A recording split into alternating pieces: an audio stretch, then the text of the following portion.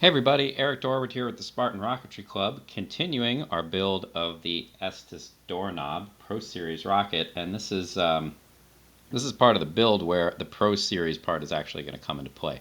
Now, just for clarity, I am not following the instructions here. The last thing I did was finish building the motor mount here. It's 29mm motor mount. It is done according to the instructions, but I am not satisfied with this.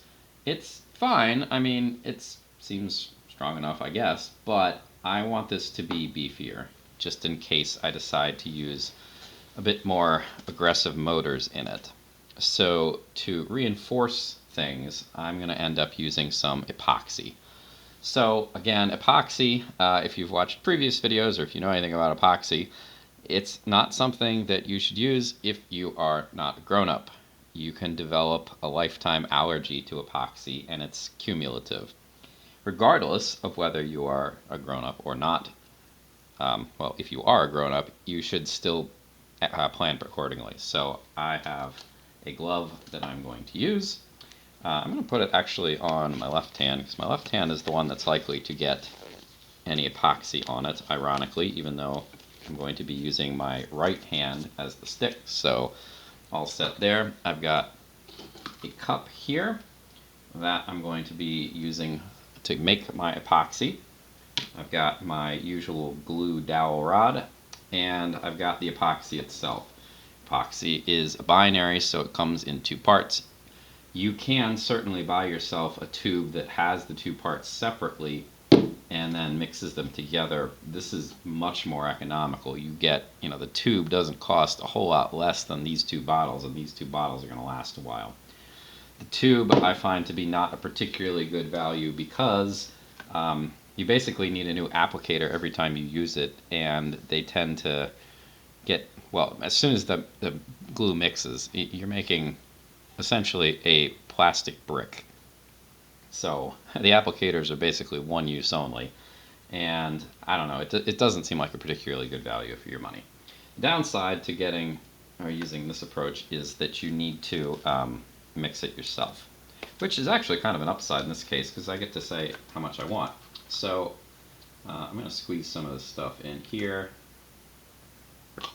My goal here is I'm going to reinforce this and then install it inside of the body tube. So I should need a decent amount. So I'm going to put fill kind of half the bottom of the cup with the red, and then do the same with the black. And yeah, I mean, it would probably be good if I really measured the volumes for this, but it's not that big a deal. Alright, this is 5-minute epoxy. That means 5 minutes from now, this is going to be a solid, unbreakable mess. So I've stirred it together, and the clock is ticking. I'm going to take some of this, and I'm not going to reinforce every single bit of my motor mount here. I'm going to avoid these parts right here. And I'm going to avoid them because I don't want anything messing with the fit of the rocket, the fins into this. And that's, if you recall from the previous video, that's where the fins are going to end up. So I'm only going to apply this stuff to spots that have plenty of space, that nothing's going to impinge upon them later once everything's nice and clean and dry. And yeah, alright, so I am basically just making a very messy fillet here, just around where my original one was. I didn't actually really make, I made a very minimal fillet earlier, but I'm going to reinforce that side, and I'm actually going to reinforce up here, but I'm going to do this a little more carefully, I think, because on the outside here I need to apply the engine or the motor retainer, and that there's a little bit of space. I do have some play to work with here, but not a lot. So I'm just going to kind of add this stuff in, right into the crack, right in the corner. This should serve as much reinforcement as I'm likely to need. I'm not going to fly this thing on a G motor. That's not going to happen for a variety of reasons. One is I don't have a field readily accessible to me where I could launch a rocket that high. Secondly, it just doesn't seem like the world's greatest plan for this kit. I think the balsa fins might end up as a limiting factor more than anything else. Alright, so I've smoothed that out as best as I can. I should probably smooth this out a little bit too. I mean, I did a bit, but I want to take one more pass at it. Alright, that's probably as good as that's going to get. I still have a decent amount of epoxy here, and I've got, I don't know, 3 minutes or so to work with this before things start getting messy. Alright, I'm going to test fit this in here, which it's so tall it's not really gonna, you're not going to be able to see anything. This is actually fitting in quite easily. There's a lot of, it fits quite nicely, so I'm not worried about that. Alright, next, just make some room here so I can get this on camera. The amount of epoxy I got left should be more than enough for me to apply this. Now I'm going to apply this just past the cuts that are in the tube. At the far end,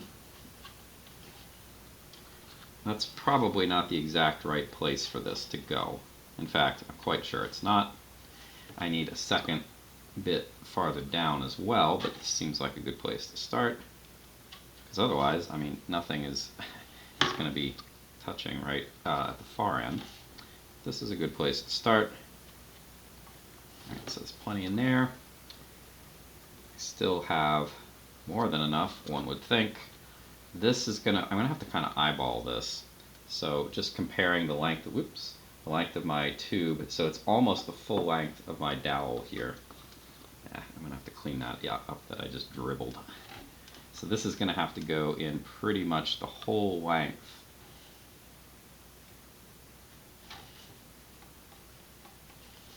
Just brushing it out.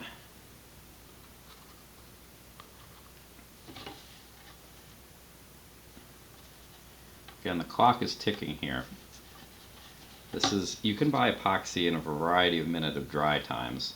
I have chosen to buy the 5-minute stuff because for the most part, I don't need more than 5 minutes, right? If I'm attaching fins, that's not like a half an hour ordeal, usually. Fingers crossed. So I'm happier with the limited amount of time. It tends to tack up faster as well.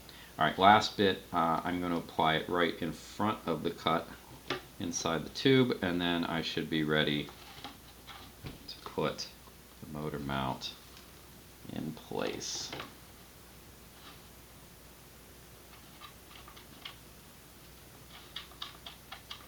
Kind of getting to the bottom of the cup here, so I did a pretty decent job of estimating how much I would need.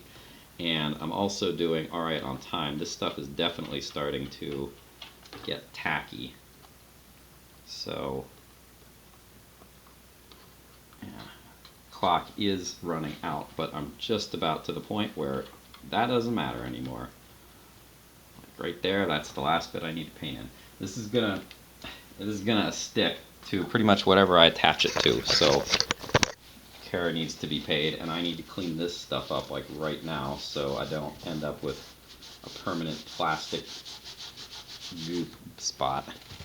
Alright, last but not least, let's put this in. Again, this fit in quite nicely. I need to be careful of one thing, and that is where that notch is. The notch, remember, needs to be, there we go, the notch needs to be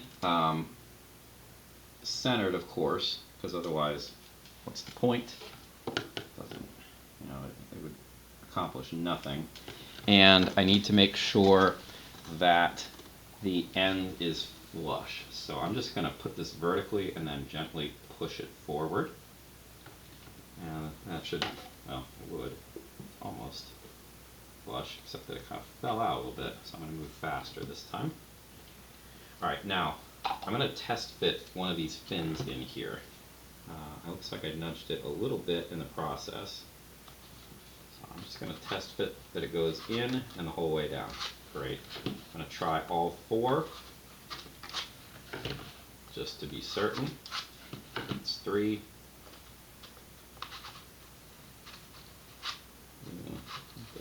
That one's not quite as good. There we go. Okay.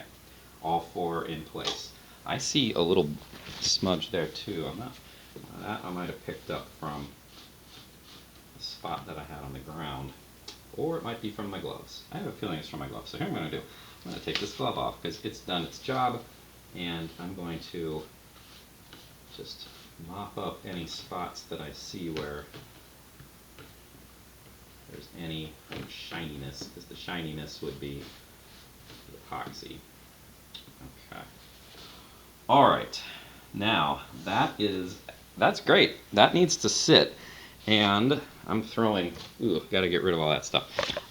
Once the epoxy tacks up here, I'm gonna take this, I'm gonna leave it outside, because this stuff stinks, and it's not good to be breathing it in.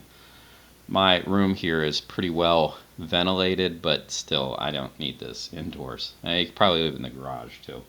So I do want this to tack up because it was quite loose going in. If I carry it around, I could jostle things. So I don't want that, so it needs to sit. Since I have a little bit of extra time, I'm going to move that off for the time being. And there's one other quick thing that I can be doing today, and that is right there. That is a little bit of clay. And we're going to put that in the nose cone. Here's the nose cone. So you wouldn't think that this one would need any nose weight. I guess the fins are undersized. That would be my guess. But this is quick and easy. Whee! That was great. It's not what I expected to happen, but whatever. You're going to take the clay and you're going to pre-school it up. You're going to roll yourself a clay snake.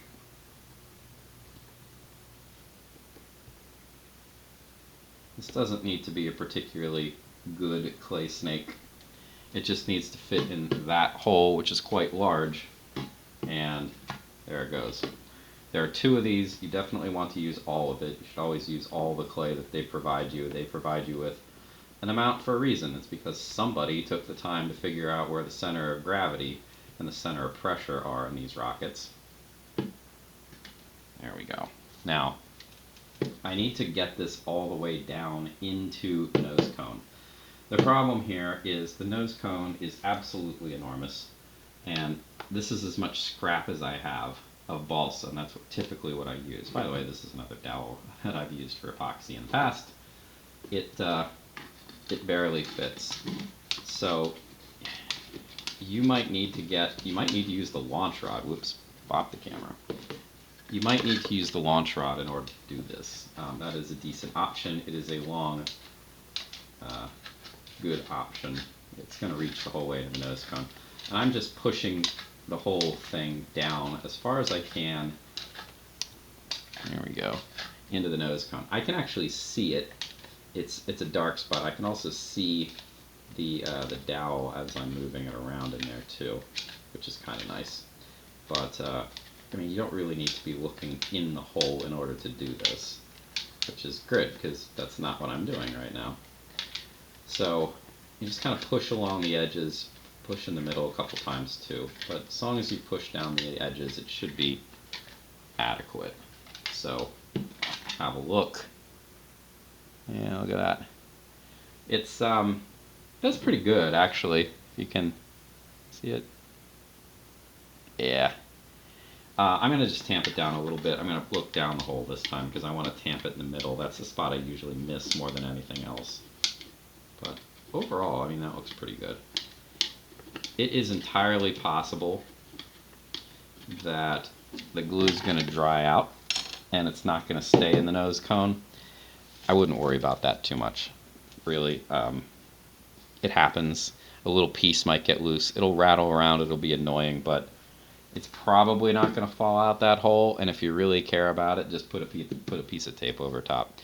The difference between the nose, the weight being all the way in the nose and all the way back here, I mean, it's not zero, but it's still, I'm sure it's good enough. All right, nose cone taken care of. Epoxy smelling horrible, so that needs to go outside. It needs to go outside like right now. I'm gonna throw out my epoxy trash, and then yeah, this needs to thoroughly cure. I don't want that to be even kind of wet before I do the next stage. And I am going to use more epoxy in the next stage. I am going to attach the fins using epoxy. All right, so thanks for watching. I will see you then.